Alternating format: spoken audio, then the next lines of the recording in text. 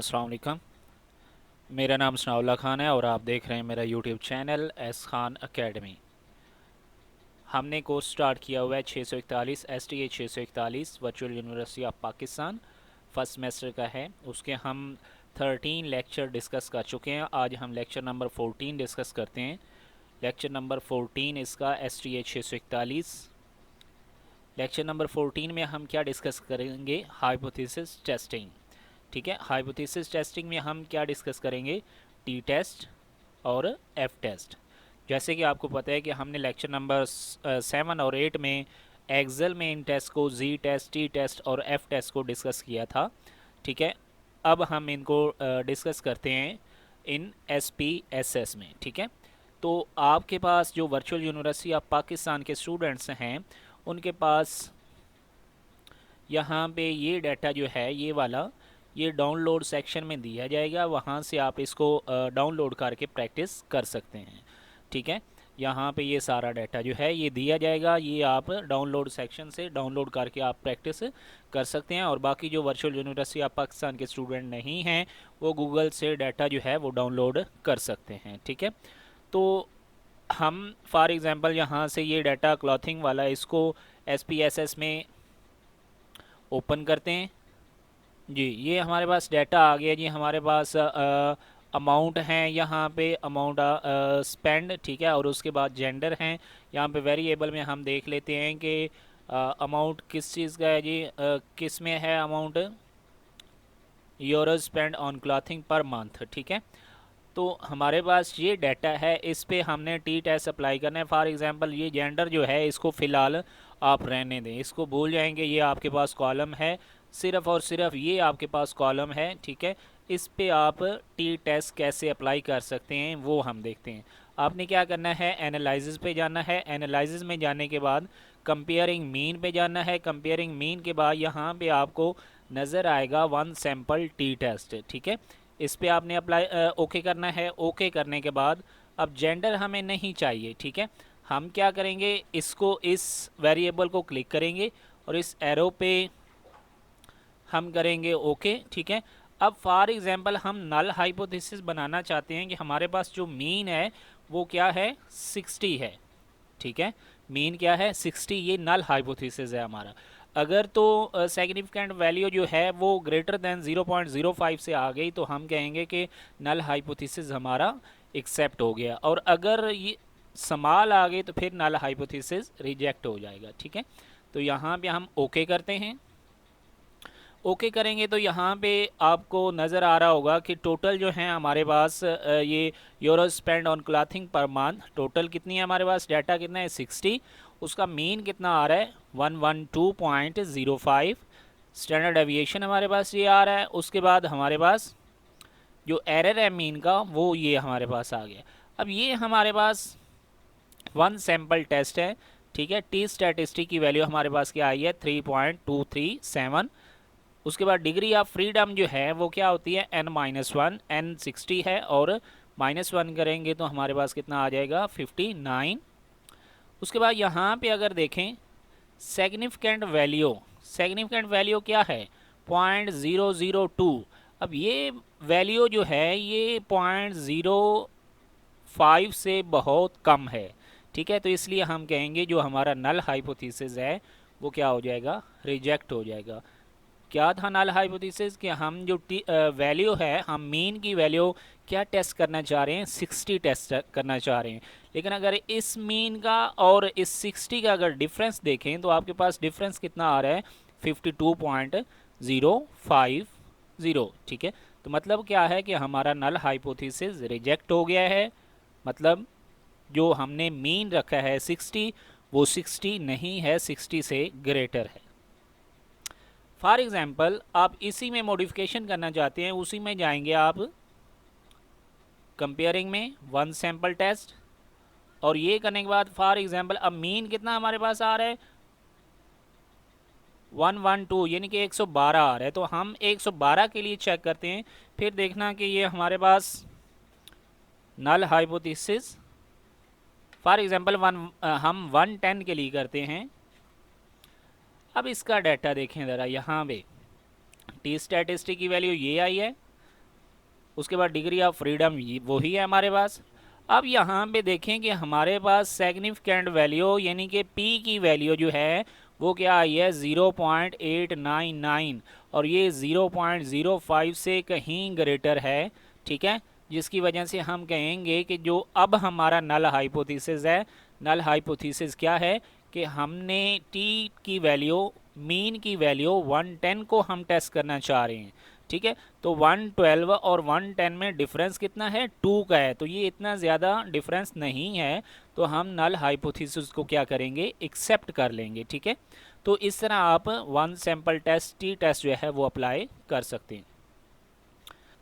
अब for example आप two independent variable पे टी टेस्ट अप्लाई करना चाहते हैं, तो वो कैसे करते हैं। पहले हमने इस डाटे को सिर्फ लिया है। अब फॉर एग्जांपल कि आपके पास ये भी डाटा है, ठीक है, ये जेंडर वाला। अब यहाँ पे 0 और 1 में हमारे पास वेरिएबल्स हैं। 0 फीमेल के लिए है और 1 जो है वो मेल के लिए है। इस बटन पे आप क्लिक करके यहाँ से देख सकते हैं कि 0 फीमेल के लिए और 1 जो है वो मेल के लिए है। तो इस पे हम कैसे टी टेस्ट अप्लाई करेंगे। अब यहाँ पे हम ये देखना चाह रहे हैं कि जो मीन ऑफ मेल है वो इक्वल टू है मीन ऑफ फीमेल, ठीक है। ये हमारा नल हाइपोथेसिस है, mean of male is equal to mean of female, ठीक है। एनालिसिस पे जाएंगे, एनालिसिस पे जाने के बाद कंपेयरिंग मीन और इंडिपेंडेंट सैंपल टी टेस्ट पे जाएंगे। यहाँ पे आपने क्या करना है कि टी वेरिएबल में ये पहले इधर होगा और ये भी हमारे पास इधर होगा। आपने क्या करना है कि ये जो आपके पास रेशो स्केल है इस पर क्लिक करने के बाद इसको इस साइड पे लेके आना है और ये जो जेंडर हैं इसको किधर लेके आना है, यहाँ ग्रुपिंग में लेके आना है, ठीक है। और इसको डिफाइन करना है आपने, यानी कि मेल के लिए आपने सॉरी फीमेल के लिए 0 और मेल के लिए क्या है 1 है। इसको कंटिन्यू करेंगे, कंटिन्यू करने के बाद आप क्या कर देंगे, ओके प्रेस कर देंगे। ओके प्रेस करेंगे तो यहाँ पे अगर आप देखें फीमेल कितनी है 30 हैं, उनका मीन जे दिया हुआ है। मेल हमारे पास 30 है, उनका मीन जे दिया हुआ है। इसी तरह स्टैंडर्ड डेविएशन दिया हुआ है और उनका मीन दिया हुआ है। अगर हम नीचे आएँ यहाँ पे देखें हमारा नल हाइपोथेसिस क्या था कि मीन ऑफ मेल जो है वो इक्वल टू है मीन ऑफ फीमेल। तो यहाँ पे इक्वल वेरिएंस अज्यूम, ठीक है। यहाँ पे एफ टेस्ट की वैल्यू उन्होंने दी है। सिग्निफिकेंट वैल्यू अगर हम देखें क्या है 0.116, तो ये हमारे पास है कि अगर पी की वैल्यू लेस देन आ जाए अल्फ़ा से तो हम रिजेक्ट कर देते हैं नल हाइपोथेसिस, और अगर पी की वैल्यू ग्रेटर देन आ जाए अल्फ़ा से तो हम उसको एक्सेप्ट कर लेते हैं। और अल्फ़ा की वैल्यू क्या है 0.05, तो ये 0.05 से ग्रेटर है तो हम नल हाइपोथेसिस क्या कर देंगे, एक्सेप्ट कर लेंगे। लेस हो तो रिजेक्ट, ग्रेटर हो तो एक्सेप्ट कर लेंगे, ठीक है। तो नल हाइपोथेसिस हमारा क्या था कि mean of male is equal to होगा मीन ऑफ फीमेल। यहाँ पे हमारे पास क्या है, टी टेस्ट की वैल्यू है दोनों के लिए, degree of freedom, significant value यहाँ पे भी वही है, ठीक है। इसी तरह मीन डिफरेंस यहाँ पे, और हमारे पास क्या है standard deviation difference, error difference जो है वो ये है हमारे पास, ठीक है। इसी तरह यहाँ पे अपर और लोअर लिमिट जो है यहाँ पे दी हुई है, ठीक है। तो इस तरह आप इंडिपेंडेंट वेरिएबल पे टी टेस्ट जो है अप्लाई कर सकते हैं। आई होप आपको यहाँ तक समझ आ गई होगी। अब फॉर एग्जांपल आपके पास पेयर सैंपल है तो उस पर आप कैसे अप्लाई करना चाहते हैं, टी टेस्ट कैसे अप्लाई कर सकते हैं। फॉर एग्जांपल यहाँ पे आपके पास ये पेयर टी टेस्ट है, इस पर आप क्लिक करेंगे, ठीक है। तो ये आपके पास एक डाटा ओपन हो जाएगा, ठीक है। यानी कि ये कोई टेस्ट है जो कि हमने इंग्लिश का कोर्स पढ़ाने से पहले टेस्ट लिया है और उसके ये मार्क्स हैं, ठीक है, ये वाले। और फिर हमने पढ़ाने के बाद टेस्ट लिया है तो ये मार्क्स हैं हमारे पास। अब हम इनके मीन को डिस्कस करना चाह रहे हैं तो हम क्या करेंगे, एनालिसिस पे जाएंगे, कंपेयर पे जाएंगे, ठीक है। और वन सैंपल टी टेस्ट तो आपको पता है कि हमने सिंगल सैंपल के लिए यूज़ करना है। इंडिपेंडेंट सैंपल टी टेस्ट जो एक दूसरे पे इंडिपेंडेंट हो, ठीक है। और दूसरा पेयर सैंपल टी टेस्ट, जब आपके पास 2 सैंपल्स हों तो आप टी टेस्ट कैसे अप्लाई कर सकते हैं। इस पर क्लिक करेंगे तो यहाँ पे आपके पास ये 2 वेरिएबल हैं। पहले इसको क्लिक करके एक को इधर लेके आएंगे, दूसरे पे क्लिक करेंगे तो दूसरा इधर आ जाएगा। यहाँ ऑप्शन में आप देखेंगे तो ये 95 आपके पास परसेंटेज है कोफिशिएंट कॉन्फिडेंस इंटरवल, ठीक है, ये 95 ही आपने रखना है। कंटिन्यू पे क्लिक करेंगे, कंटिन्यू पे क्लिक करने के बाद आप ओके प्रेस कर देंगे। ओके प्रेस करेंगे तो आपके पास ये वैल्यू आई है इसकी, यानी कि pair sample T test mean, यानी कि कोर्स बिफोर कोर्स और बिफोर आफ्टर कोर्स उसका मीन आया है। टोटल हमारे पास 2020 है और उसके बाद स्टैंडर्ड एविएशन दोनों का है। अगर हम इसको देखते हैं पहले का, तो इसका हमारे पास सिग्निफिकेंट वैल्यू हमारे पास कितनी आई है, 0.00, ठीक है। अगर हम दूसरे की सिग्निफिकेंट वैल्यू देखें तो वो भी हमारे पास कितनी है, 0.00। तो मतलब क्या है कि हमारे पास जो नल हाइपोथेसिस था, नल हाइपोथेसिस क्या था कि μ1 जो है वो μ2 के इक्वल है। μ1 मतलब mean of before course and μ2 mean of after course, यानी कि दोनों का मीन जो है, एवरेज जो है वो इक्वल है। ये नल हाइपोथेसिस था। लेकिन यहाँ पे सिग्निफिकेंट वैल्यू यानी कि p की वैल्यू जो है वो लेस देन अल्फा आ रही है, लेस देन 0.05 आ रही है, तो हम क्या करेंगे, रिजेक्ट कर देंगे नल हाइपोथेसिस। मतलब क्या हुआ कि μ1 जो है वो नॉट इज इक्वल टू है μ2 के, ठीक है। आई होप यहाँ तक आपको समझ आ गई होगी।